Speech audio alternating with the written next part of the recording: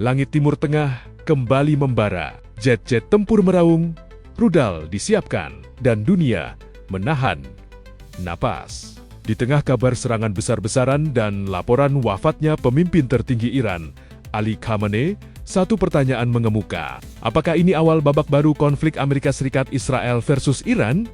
Dan jika benar perang besar meletus, seberapa siap Iran? Hari ini kita akan membedah 10 senjata paling mematikan milik Iran yang disebut-sebut menjadi fondasi kekuatan pencegahnya. Senjata yang bukan hanya soal daya hancur, tapi juga soal pesan. Jangan coba-coba. Doktrin Iran bukan menyerang, tapi membuat lawan berpikir ulang. Iran sadar mereka berhadapan dengan kekuatan militer raksasa seperti Amerika Serikat dan Israel. Anggaran pertahanan tak seimbang, armada tak sebanding. Tapi Iran memilih strategi berbeda. Mereka membangun doktrin pencegahan berlapis. 1. Rudal balistik jarak menengah dan jauh. 2. Strategi maritim asimetris di Selat Hormuz. 3.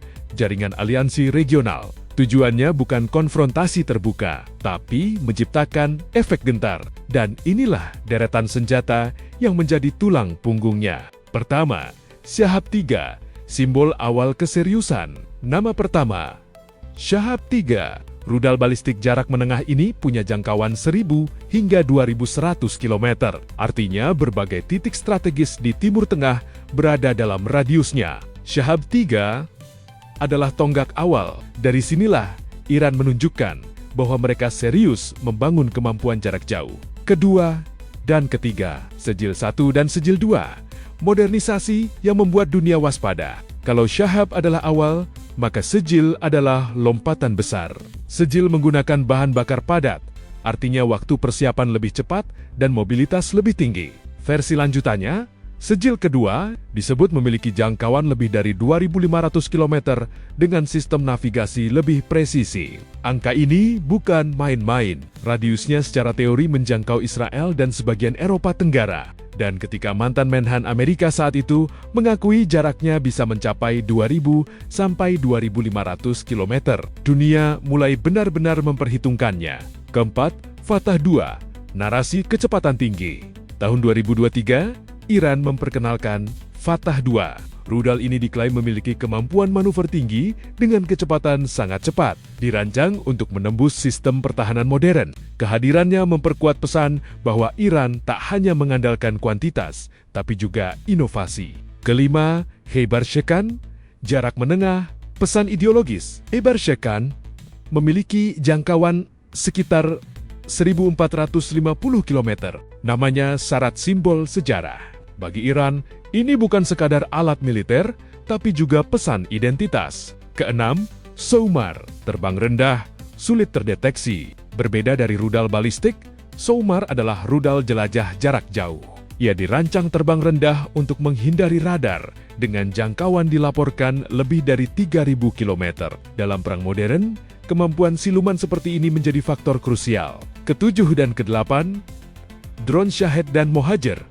Mata dan jangkauan jauh, Iran sangat serius di sektor drone. Shahed 149 Gaza mampu terbang hingga 24 jam dengan radius sekitar 2.500 km. Sementara Mohajer 10 dirancang untuk pengintaian dan multiperan. Dalam konflik modern, drone bukan lagi pelengkap. Ia adalah ujung tombak pengawasan dan proyeksi jarak jauh. Kesembilan, kapal selam Gadir.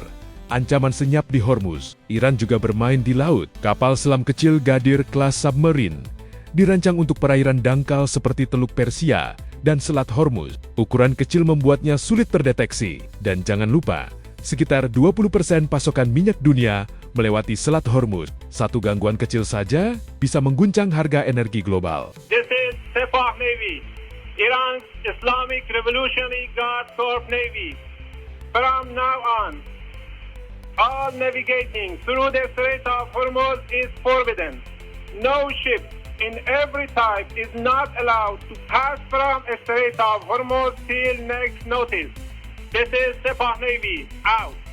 Ke-10, Sayat, mobilitas cepat di darat. Terakhir, kendaraan tempur ringan Sayat dirancang untuk medan gurun dengan mobilitas tinggi, fleksibel untuk berbagai kebutuhan taktis. Ini menunjukkan bahwa kekuatan Iran tidak hanya soal rudal jarak jauh, tapi juga kesiapan reaksi cepat di darat. Lalu bagaimana dengan kabar kematian Khamenei? Di tengah meningkatnya tensi dan klaim serangan udara besar-besaran, muncul laporan bahwa Ali Khamenei telah wafat. Sebagian media Iran menyebut ia gugur.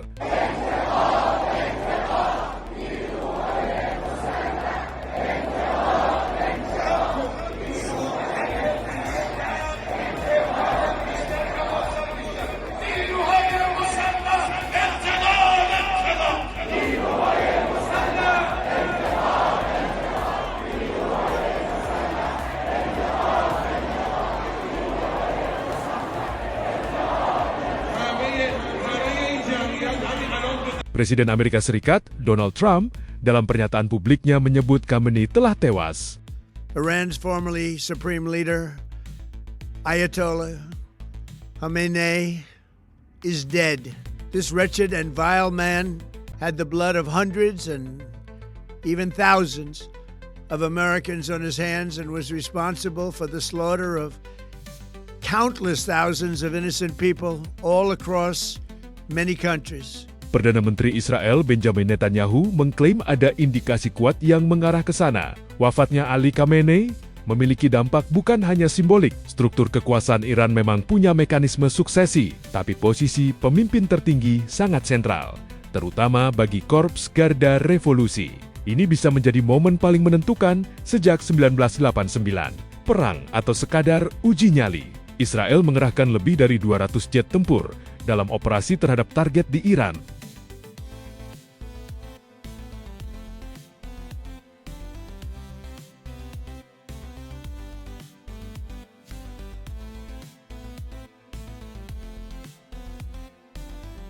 Respons keras pun muncul dari Teheran, tapi banyak analis melihat ini bukan hanya adu kekuatan militer. Ini juga permainan psikologis dan diplomatik. Karena jika konflik melebar, dampaknya bukan hanya untuk Timur Tengah, energi global, stabilitas ekonomi, bahkan keamanan regional bisa ikut terguncang.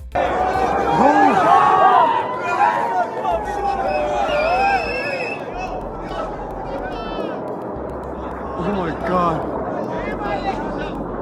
Whoa! Whoa! Holy shit! Oh my God! Yo! Yo! Yo! Yo!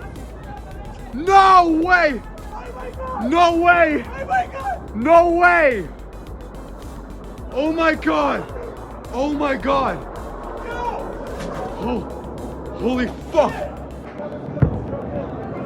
Oh my God! Oh my God! Oh my God! Oh my God! Yo! Oh! Oh my God! Oh my God! That's retarded! It actually hit right here! Oh my God! That actually... Jadi, apakah ini awal kiamat Timur Tengah? Deretan senjata Iran bukan sekadar daftar alutsista. Ia adalah pesan strategis yang dibangun puluhan tahun. Dari Shahab hingga Sejil, dari drone Shahed hingga kapal selam Gadir. Semua dirancang untuk satu tujuan, membuat lawan berpikir dua kali. Pertanyaannya sekarang, apakah pencegahan ini cukup untuk menahan eskalasi? Atau justru dunia sedang menyaksikan awal babak konflik terbesar di kawasan Teluk dalam beberapa dekade terakhir? Tulis pendapat kamu di kolom komentar, karena sejarah mungkin sedang ditulis tepat di depan mata kita.